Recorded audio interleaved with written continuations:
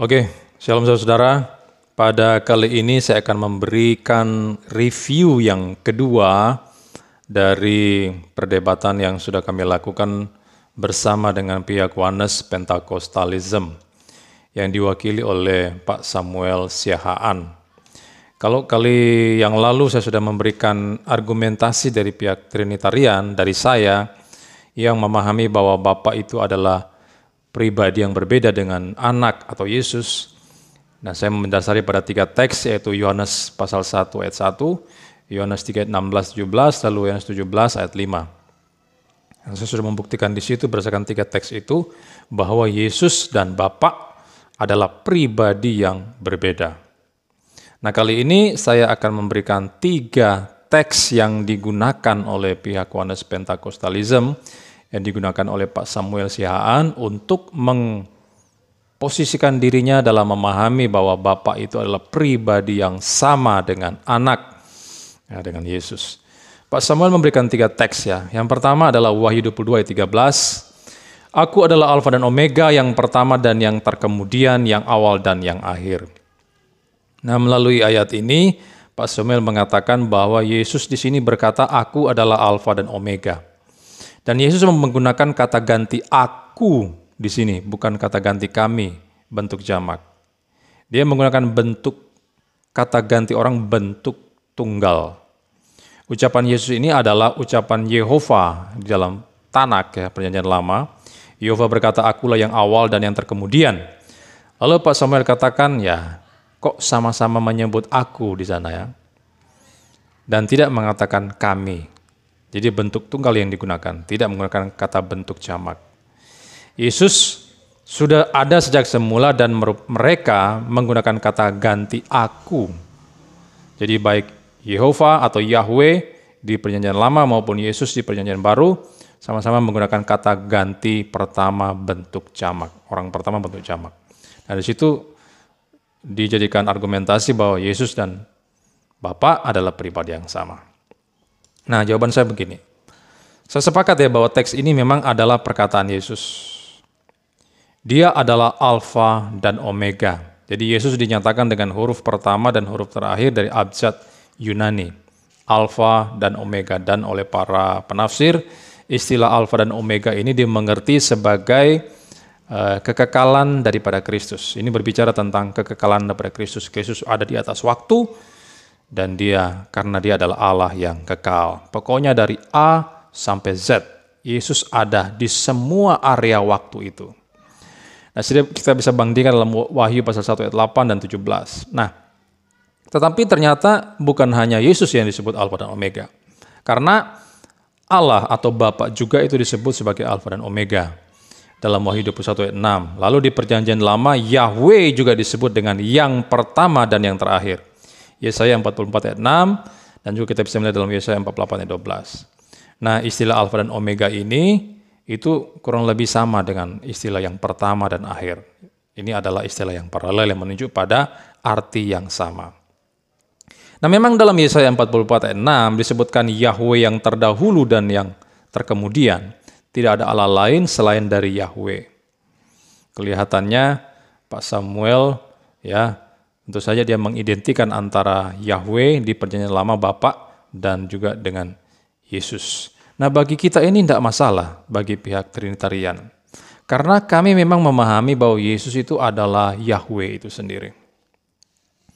Pak Samuel mempersoalkan kata ganti orang bentuk pertama, bentuk tunggal ya, yaitu aku. Dalam Wahyu 22 ayat 13 bukan mencatat kami. Ya. Jadi Pak Samuel berargumen baik Yesus maupun Yahweh sama-sama menggunakan kata ganti bentuk tunggal dan menunjuk pada pribadi yang sama. Saya menjawab di dalam diskusi tersebut ya pada hari Minggu itu, apa masalahnya dengan kata bentuk tunggal? Tidak ada masalah. Itu sama sekali tidak mempunyai kekuatan di dalam argumentasi. Yang berbicara memang seorang diri. Yesus seorang diri yang berbicara.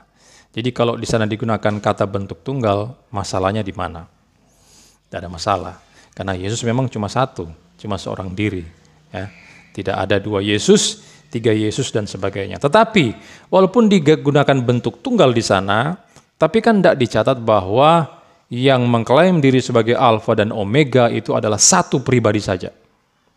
Nah, Alkitab tidak mencatat demikian. Kita mencari dalam seluruh Alkitab, tidak ada mengatakan bahwa yang bergerak Alfa dan Omega itu adalah hanya satu pribadi saja. Tidak ada. Ya. Tidak ada dikatakan seperti itu. Nah, sekarang persoalannya adalah mengapa di dalam Perjanjian Lama itu Yahweh disebut Alfa dan Omega, tetapi di dalam Perjanjian Baru itu disebut Alfa Omega itu adalah Yesus. Ini bukan berarti bahwa Yesus itu adalah Bapa, bukan seperti itu. Tetapi bahwa Yesus adalah Yahweh itu sendiri. Karena gelar Alfa dan Omega itu tidak bisa digunakan oleh makhluk ciptaan.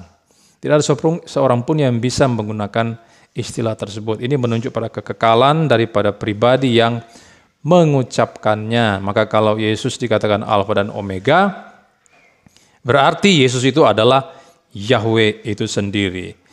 Dan sekali lagi bahwa penggunaan kata ganti bentuk tunggal itu tidak menjadi problem. Karena yang mengucapkan teks tersebut adalah seorang pribadi. Tidak ada 2 Yesus, 3 Yesus dan sebagainya. Makanya digunakan bentuk tunggal. Kalau mau mempersoalkan bentuk tunggal, lalu bagaimana dengan ayat-ayat lain yang menggunakan bentuk jamak? Ya. Misalnya dalam Kejadian 1 ayat 26, 3 ayat 22 dan sebagainya. Di situ digunakan kata kita, merupakan kata ganti orang pertama bentuk jamak yang menunjuk pada Allah. Bagaimana dengan ayat-ayat tersebut, Pak Samuel? Bagi kami Trinitarian tidak masalah.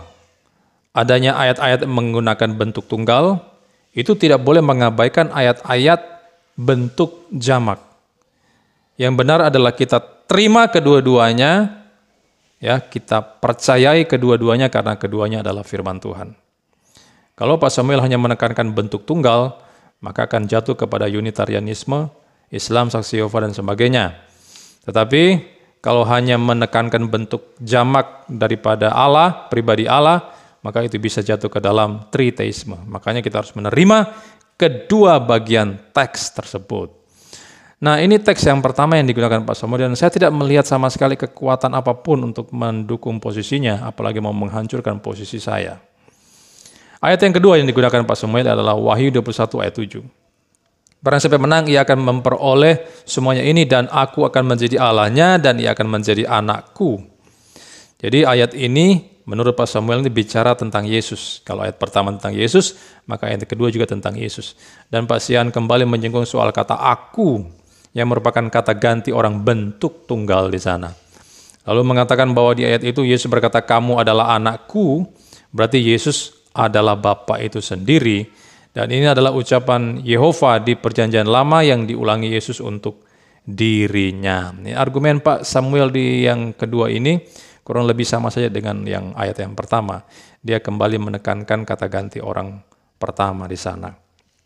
Nah, jawaban saya adalah, kalau kita melihat konteks ayat ini bicara tentang langit baru dan bumi baru atau Yerusalem baru, ya, di mana umat Allah akan tergabung di dalamnya bersama-sama dengan Allah.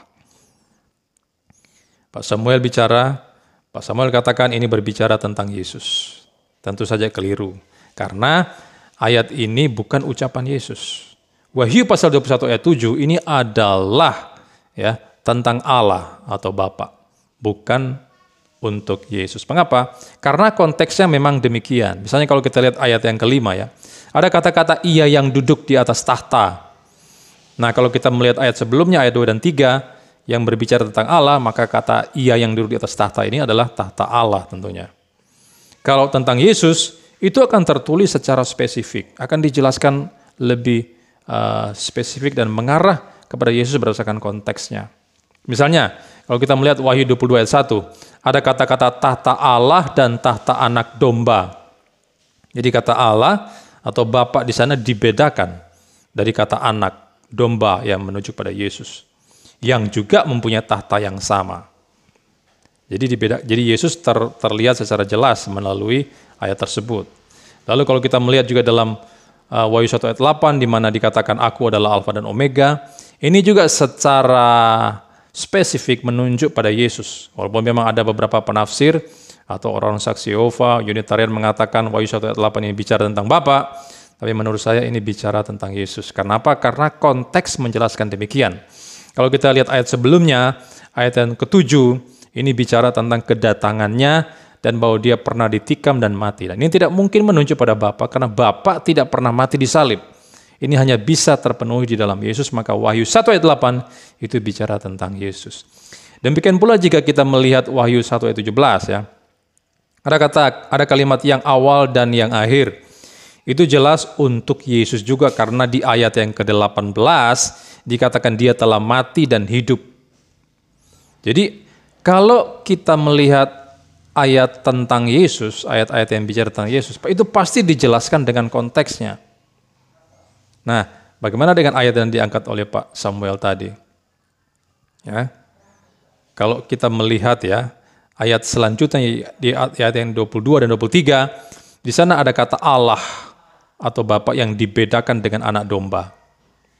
Jadi, tentu saja Wahyu 21 ayat 7 ini bicara tentang Allah Bapa, bukan Yesus, karena di ayat 22 dan 23 itu dibedakan antara Bapa, Allah Bapa, Allah dan anak domba. Allah ini menunjuk pada Bapa dan anak domba menunjuk pada Yesus. Ya, berarti paham Pak Samuel yang mengatakan bahwa teks ini sedang membicarakan Yesus ini keliru, karena itu tidak didukung oleh konteks.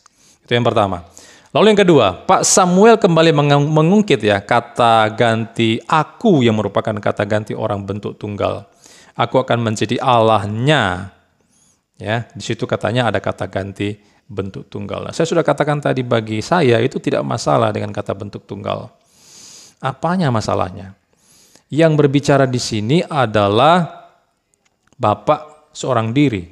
Maka kalau digunakan bentuk tunggal itu tepat karena yang berbicara itu hanya satu pribadi ya, seorang diri. Hanya Bapa, tidak ada dua Bapa, tiga Bapa dan seterusnya. Lalu masalahnya di mana? Ayat ini memang menggunakan bentuk tunggal, tapi seperti yang sudah saya katakan tadi bahwa ada banyak ayat-ayat lain juga yang menggunakan bentuk jamak. Selain dalam kejadian yang sudah saya ungkapkan tadi, misalnya juga kita bisa dapatkan dalam Yesaya 6 ayat 8. Ada kata kami di sana. Ini juga kata ganti orang bentuk jamak. Kalau versi Indonesia kurang jelas, maka kita harus melihat dari versi terjemahan NASB yang menerjemahkan secara tepat ya. Siapa yang akan kuutus dan siapa yang mau pergi untuk kami? Ada kata kami, kata ganti orang bentuk jamak. Bagaimana dengan ayat ini Pak Samuel?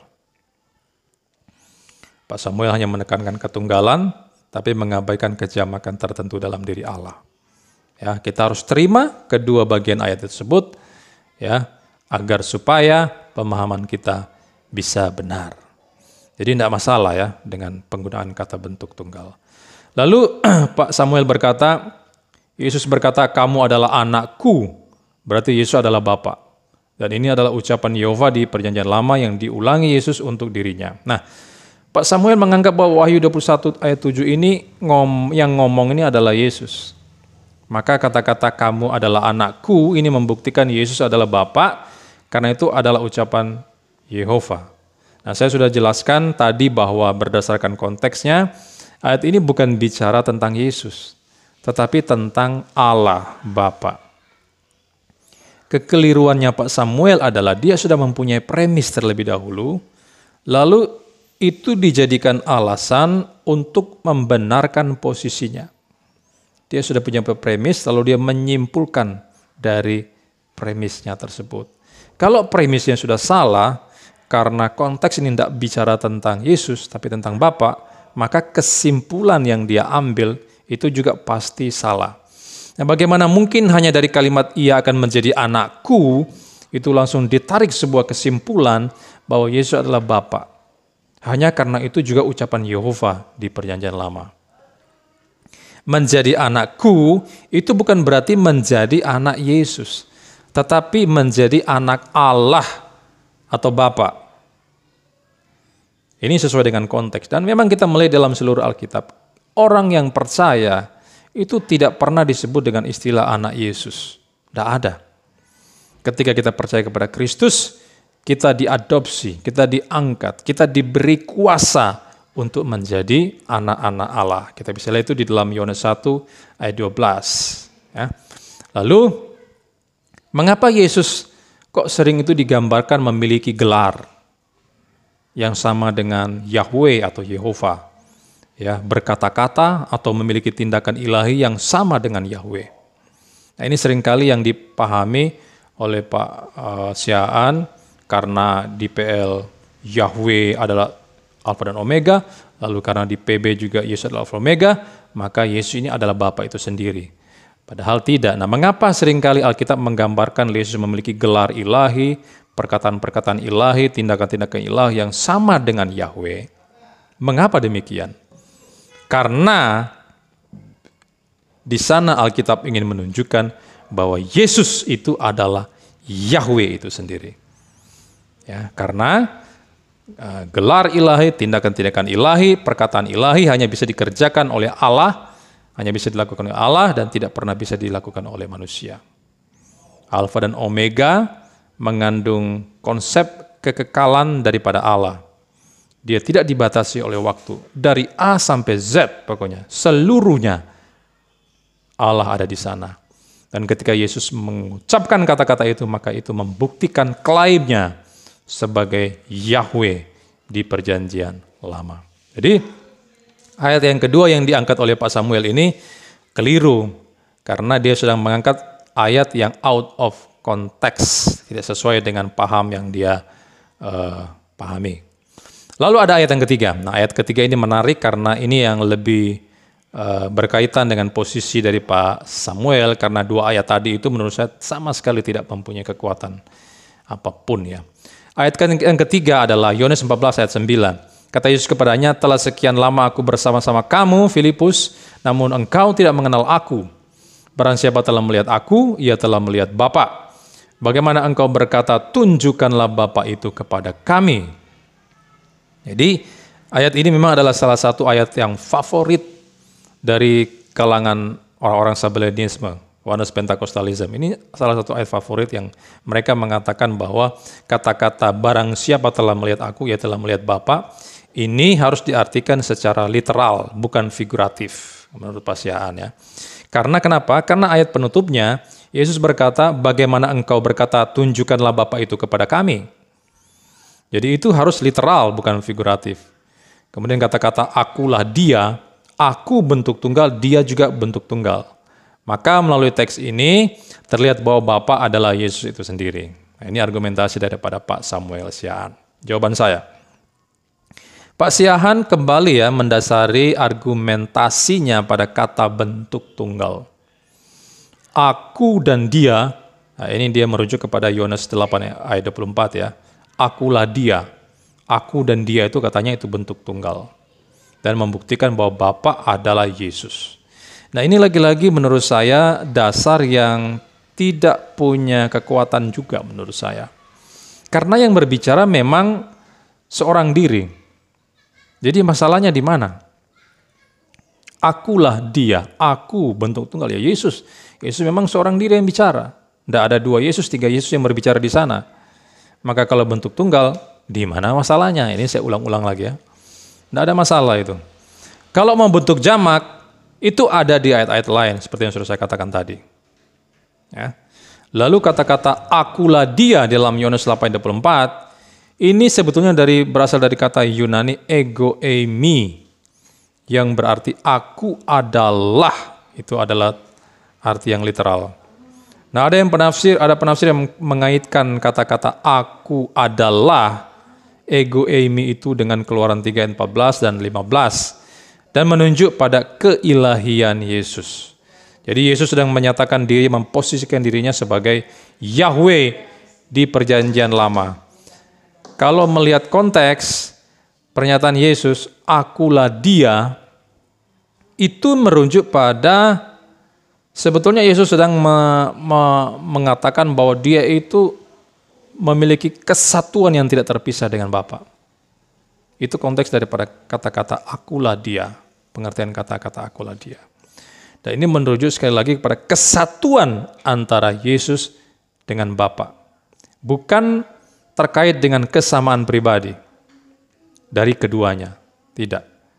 Kita bisa membandingkan itu dalam ayat 28 dan 29 ya. Jelas sekali di sana dinyatakan kesatuan antara Yesus dan Bapa.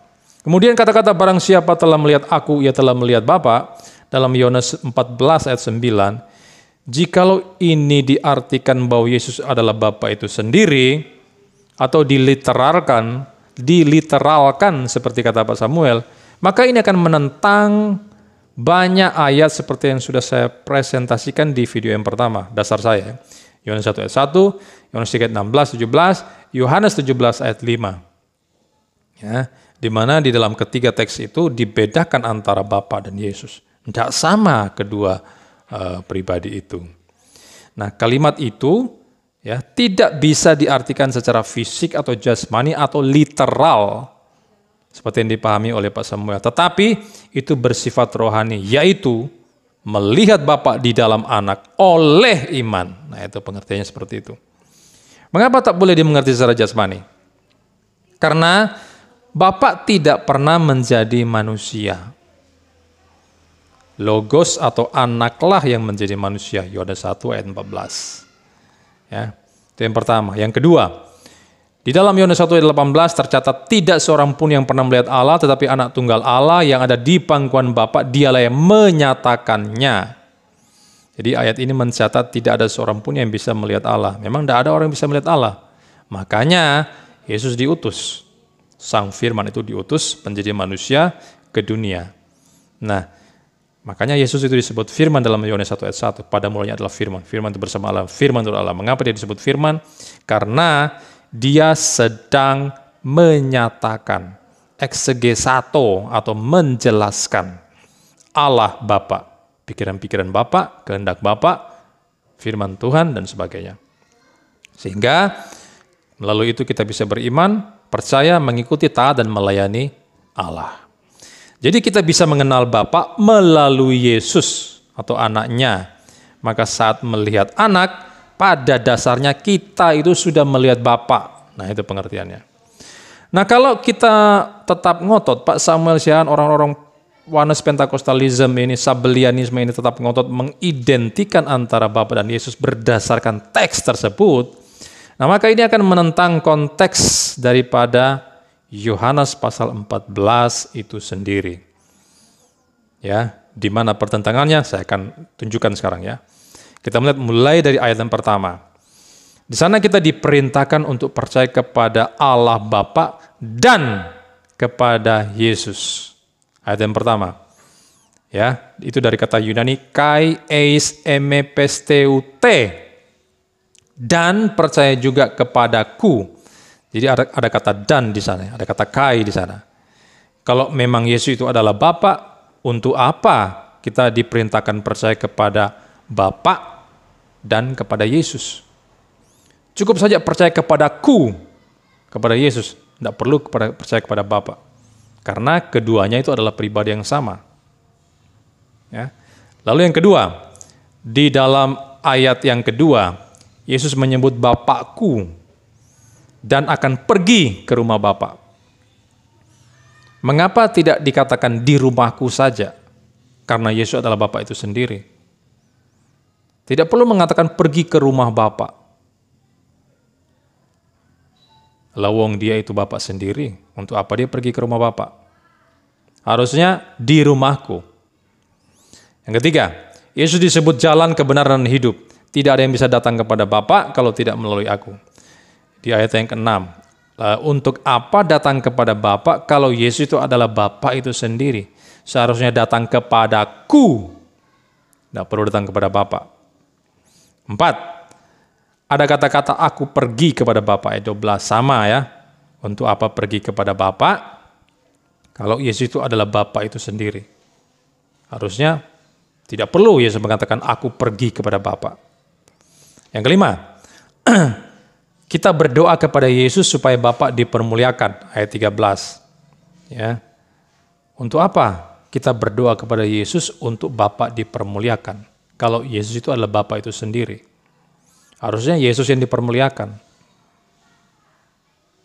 6. Yesus meminta kepada Bapa untuk memberikan Roh Kudus di ayat yang ke-16. Kalau Bapa itu adalah Yesus, ngapain dia meminta Roh Kudus untuk memberikan kepada orang percaya? Dia langsung saja berikan Roh Kudus kalau dia adalah Bapa. Tapi ini enggak, dia meminta kepada Bapa. Yang ketujuh, ada kata aku atau Yesus yang dibedakan dengan Bapa di ayat 20 dan 21. 8. Bapa dan Yesus akan diam bersama-sama dalam diri orang percaya, dan di sana digunakan kata kami di ayat yang ke-23. Kata kami ini tidak mungkin menunjuk pada satu pribadi, tapi itu adalah terdiri dari lebih daripada satu pribadi. Lalu yang ke-9, Bapa mengutus Yesus, ayat 24. Kalau Bapa itu Yesus sendiri, mengapa Bapa itu mengutus Yesus? Berarti dia mengutus dirinya sendiri. 10, yang terakhir, ayat 31 dikatakan Yesus mengasihi Bapa. Kalau Yesus itu adalah Bapa itu sendiri, untuk apa dia mengasihi Bapa? Apakah berarti dia mengasihi dirinya sendiri? Lalu sekarang pertanyaannya adalah seperti ini. Apa maksud kalimat barang siapa telah melihat aku, ia telah melihat Bapa? Artinya apa kalau begitu? Nah, kita tidak boleh mengartikan itu secara literal seperti yang dipahami oleh Pak Samuel Siaan, secara fisik, secara jasmani, tidak. Karena itu akan menentang konteks seperti yang sudah saya katakan tadi. Nah, itu harus dipahami yang pertama. Yesus sedang menyatakan Bapa. Ya. Karena tidak ada seorang pun yang melihat Bapa, Allah, lalu kemudian Allah mengutus anaknya ke dunia. Untuk apa? Menyatakan Allah, Bapa, pikiran-pikiran Allah, perkataan-perkataan Allah, firman Allah, dan sebagainya. Yang pertama. Yang kedua, ini menunjuk adanya kesatuan antara Yesus dan Bapa. Nah, yang dimaksud di sini bukan kesatuan pribadi, tetapi kesatuan hakikat ya, antara Yesus dan Bapa. Mengapa Yesus mengatakan demikian? Itu karena Yesus ingin menunjukkan, ya, menyatakan kepada Filipus ya, dan murid-muridnya bahwa dia sehakikat dengan Bapa. Saudara bisa bandingkan di dalam ayat yang ke-10 dan 11 yang mencatat aku di dalam Bapa dan Bapa di dalam aku. Jadi terlihat jelas ya, ini menjelaskan ya sebuah satu kesatuan antara Bapa dan Yesus yang tidak terpisahkan. Nah, itulah maksud kata-kata barang siapa telah melihat aku, ia telah melihat Bapa. Sekarang tanggapan daripada Pak Samuel. Pak Samuel berulang kali setelah saya menyatakan bahwa Bapa adalah Yahweh, Yesus adalah Yahweh, dia merasa bingung di sana. Ya, memang ada beberapa tanggapan Pak Samuel di Crossfire yang kedua ini yang sudah saya tanggapi di video saya yang pertama ya, karena itu berkaitan dengan materi yang di video pertama. Tapi yang belum ada di video pertama akan saya berikan di sini ya. Pak Samuel pertama ini merasa bingung. Saya mengatakan bahwa Yesus adalah Yahweh, Bapa adalah Yahweh. Nah, kalau begitu berarti ada berarti Bapa dan Yesus dan Yahweh itu adalah pribadi yang sama. Ya, berarti adalah pribadi yang sama kalau begitu. Ya, karena saya bilang demikian bahwa Yesus adalah Yahweh, Bapa adalah Yahweh. Lalu Pak Samuel merasa bingung katanya. Dia berulang-ulang kali mengatakan demikian ya. Karena kalau begitu dia bilang untuk apa lagi kita berdebat ya. Nah, waktu di dalam diskusi itu saya belum memberikan kutipan dari buku ya. Saya hanya mengatakan kepada Pak Samuel untuk silakan bertanya kepada para teolog Trinitarian. Ya, silakan bertanya kepada Pak Deki. Enggak ada saya bilang. Pasti apa yang saya pahami ini adalah yang dipahami juga oleh Pak Deki. Karena memang para Trinitarian mengajarkan seperti itu. Yesus adalah Yahweh, Bapa adalah Yahweh itu sendiri, sama. Ya. Nah, sekarang saya akan memberikan kutipan dari buku ya, supaya Pak Samuel moga-moga tidak bingung lagi ya. Yaitu di dalam buku The Moody Handbook of Theology. Ini buku ini ya. Jadi saya punya bukunya. Saya tidak mengutip dari tempat-tempat lain karena saya mempunyai bukunya ini, The Moody Handbook of Teologi. Di halaman yang ke-265 dari buku itu, ini adalah buku Sistematika Teologi ya. 265 ketika Paul Enns menjelaskan tentang teofani ya, penampakan Allah di dalam Perjanjian Lama, dia mengatakan begini. Suatu teofani dapat dijabarkan sebagai berikut. Itu adalah pribadi kedua dari Trinitas yang muncul dalam wujud manusia. Salah satu dari ketiga pribadi Allah Tritunggal yang disebut Tuhan, huruf besar semua, atau Yahweh. Ya, jadi Paul Enns mengatakan pribadi yang kedua, maksudnya ini adalah anak Allah, Yesus di sini. Muncul dalam wujud manusia, ini Yesus ya. Salah satu dari ketiga pribadi Tritunggal disebut Tuhan atau Yahweh. Ini buku ini mencatat demikian ya. Yesus adalah Yahweh itu sendiri. Bagaimana Pak Samuel, sudah puas atau belum puas? Saya berikan buku yang kedua ya. Semoga Pak Samuel puas. Buku yang kedua adalah ditulis oleh Robert M. Bowman Jr. dan J. Ed Komosewski, menempatkan Yesus di tahtanya. Ini bukunya ya. Bukunya berjudul Menempatkan Yesus di Tahtanya. Di halaman yang ke-194, di sini Robert M. Bowman mengatakan begini. Sebagai kesimpulan di seluruh PB, mulai dari kitab-kitab Kejadian, kitab-kitab Injil, Kisah Para Rasul hingga ke surat-surat kiriman, kita mendapati para penulis memanggil Yesus sebagai Tuhan dalam konteks yang mengidentifikasi atau menyetarakannya dengan Tuhan YHWH, Yahweh ya. Pengakuan yang mendasar dari kekristenan mula-mula bahwa Yesus adalah Tuhan, Roma 10 ayat 9, 1 Korintus 12 ayat 3, Filipi 2 ayat 11, berubah menjadi sebuah klaim yang paling mengejutkan dan radikal yang mungkin dibuat oleh seorang Yahudi abad 1. Bahwa orang yang disalibkan, Yesus dari Nazaret itu adalah Yehova. Nah ini, jadi Robert N. Bowman itu mengatakan bahwa Yesus itu adalah Yehova, dia mengatakan ya. Jadi berdasarkan dua buku ini, ya, saya punya dua buku ini adalah orang-orang Trinitarian ya. Dan mereka mengatakan bahwa Yesus itu adalah Yehova atau Yahweh itu sendiri. Nah, bagaimana Pak Samuel? Masih bingung?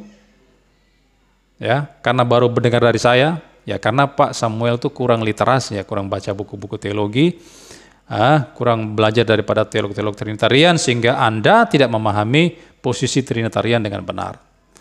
Nah, kemudian kalau saudara perhatikan diskusi saya dengan Pak Siahan, dia itu sebetulnya tidak menjawab argumentasi saya yang membantah posisinya itu. Seperti yang sudah jelaskan tadi ya.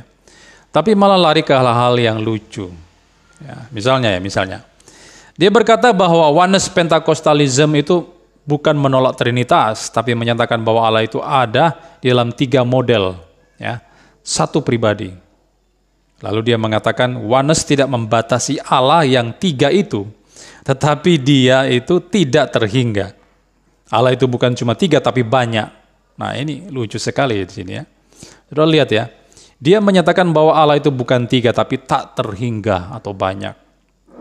Ya, ini adalah paham politeisme yang percaya pada Allah yang banyak.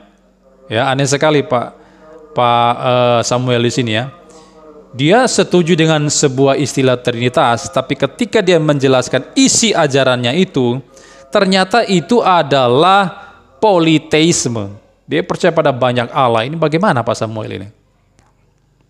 Saya tidak tahu bagaimana sampai muncul pernyataan seperti itu ya. Mungkin dia lagi ngantuk atau bagaimana. Saya tidak paham. Ini yang kelucuan yang pertama ya. Kemudian Pak Samuel itu pada mulanya dia mengatakan, ya dalam diskusi itu dia mengatakan bahwa oneness percaya pada Allah dalam 3 model atau 3 manifestasi atau 3 akun katanya. Tetapi kalau saudara memperhatikan pada saat saya katakan Bapa dan Anak itu adalah Yahweh, Bapa Yahweh, Anak atau Yesus adalah Yahweh, lalu dia katakan untuk apa kita berdebat? Paham kita berarti sama, dia katakan. Stop saja berdebat kalau begitu. Nah saya jawab sama dia, kenapa berdebat? Ya karena Anda memahami Allah itu dalam 3 manifestasi. Lalu jawabannya bagaimana ya? Dia menjawab begini, ya, tidak ada 3 manifestasi katanya. Dia menantang saya bahkan ya, coba tunjukkan mana ayat yang mencatat 3 manifestasi. Ini Pak Samuel ini ngelantur kemana-mana ya dalam diskusi. Ini kelucuan selanjutnya dari yang diungkapkan oleh Pak Samuel dalam debat tersebut ya. Dia sedang menentang pernyataan awalnya yang mengatakan Allah itu 3 manifestasi, satu pribadi. Itu memang posisi daripada oneness Pentakostalisme. Tapi mengapa di titik ini dia justru mengatakan tidak ada 3 manifestasi itu? Mana ayat yang mencatat 3 manifestasi? Ya. Jadi dia sedang mengkontradiksi pernyataan yang satu dengan pernyataan yang kedua. Jadi ada saling terjadi pertentangan di dalam kalimat-kalimat Pak Samuel Siahaan di sini. Lalu di dalam sesi tanya jawab, ada yang tanya ke Pak Samuel seperti ini. Kalau pengertian Bapak, kata kami itu menunjuk pada satu pribadi atau dua pribadi? Lalu Samuel Siahaan berkata, secara eksplisit itu lebih dari satu pribadi katanya. Nah, di sini dia kembali ya menghancurkan dirinya sendiri di sini. Karena Yesaya 6 ayat 8 kata kami di sana itu muncul. Ya, siapa yang akan kuutus dan siapa yang mau pergi untuk kami menunjuk pada diri Allah. Dan ini adalah kata ganti orang bentuk jamak. Lalu Yohanes 14 ayat 23 juga muncul kata kami yang menjelaskan Bapa dan Yesus yang diam di dalam orang percaya. Ya. Ada kata kami di sana. Kata kami tidak mungkin menunjuk pada satu pribadi. Bapa dan Yesus menunjuk ada dua pribadi di sana. Berarti menjelaskan lebih daripada satu pribadi. Nah, jadi dalam hal ini pun sebetulnya Samuel Siahaan secara implisit ya sudah mengakui ada lebih daripada satu pribadi dari dalam diri Allah, di dalam diri Allah. Dan karena itu dia sebetulnya tanpa dia sadari dia sudah menghancurkan posisinya sendiri ya, posisi Oneness Pentakostalisme. Ya. Kemudian ada pertanyaan yang katanya Pak Samuel, saya itu tidak bisa menjawab. Ya, pertanyaan apa? Dia mengatakan, mana ayat di Alkitab yang Yesus berkata, aku dan Bapa adalah beda. Aku berbeda dengan Bapa. Mana ayatnya? Nah, lalu saya menjawab bahwa di sini ini Pak Samuel ini sedang menyontek kata-kata daripada para polemikus Muslim. Orang Muslim kan seperti itu ya. Mengatakan, mana buktinya Yesus mengatakan aku adalah Allah, sembahlah aku adalah Yahweh, aku adalah Yehova. Mana ayatnya? Coba tunjukkan, tidak ada ayatnya. Ya memang tidak ada ayatnya. Ya, tapi saya tidak mau mengikuti cara berpikirnya orang-orang polemikus Muslim itu. Untuk apa saya mengikuti cara berpikir mereka? Alkitab menjelaskan dirinya dengan caranya sendiri. Kalau Yohanes mengatakan firman itu adalah Allah, Yesus itu adalah Allah, maka kita harus percaya itu. Kalau Thomas menyebut ya Tuhanku dan Allahku dalam Yohanes 20:28, kita juga percaya itu. Karena seluruh tulisan di dalam Alkitab itu adalah firman Tuhan. Untuk apa saya mengikuti cara berpikirnya orang Muslim? Nah, sama dengan Pak Samuel Siahaan, rupanya dia nyontek kalimat orang Muslim itu dan menantang saya, tunjukkan ayatnya bahwa Yesus mengatakan aku dan Bapa itu beda. Ayatnya memang tidak ada, tapi ngapain saya harus ikuti cara berpikir Anda? Kalau Alkitab mencatat bahwa Bapa mengutus anak, ya Bapa mengasihi anak, Bapa berbicara kepada anak, ya kan? Itu adalah ciri-ciri pribadi. Dan kita harus percaya berdasarkan ayat tersebut bahwa Bapa dan anak itu adalah dua pribadi yang berbeda. Itulah cara Alkitab menjelaskan. Dan saya tidak perlu mengikuti cara berpikir Pak Samuel Siahaan yang ngawur seperti itu. Ya. Kemudian ya diskusi kami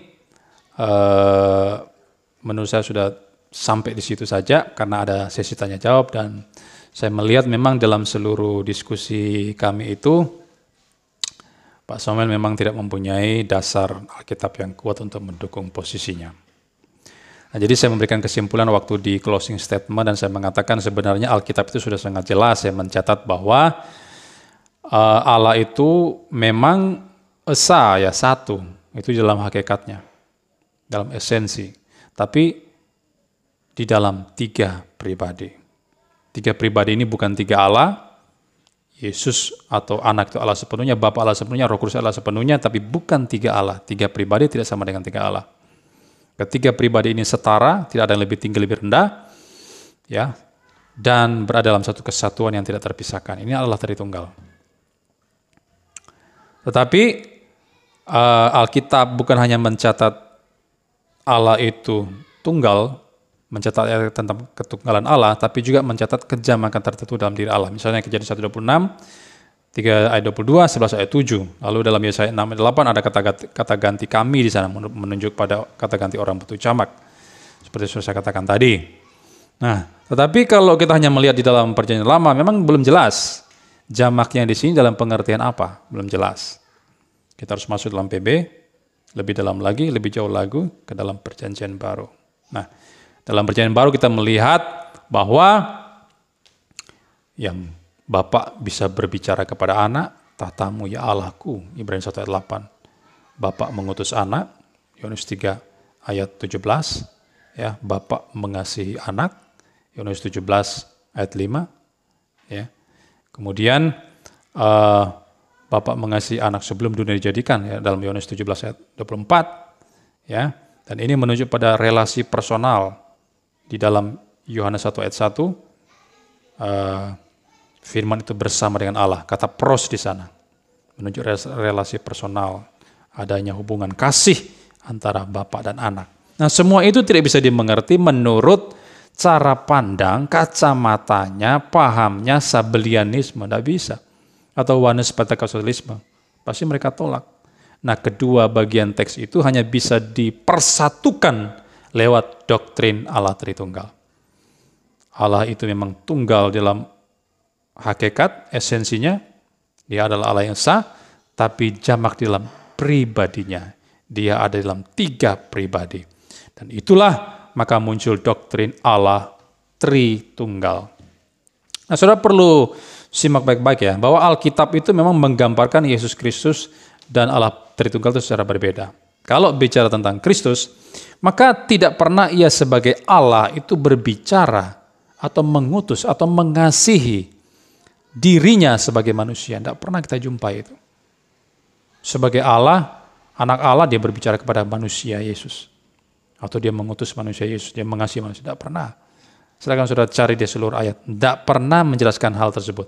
Tetapi ini berbeda dengan Tritunggal. Dalam Tritunggal, yang satu bisa mengasihi yang lain, satu bisa mengutus yang lain, berbicara kepada yang lain.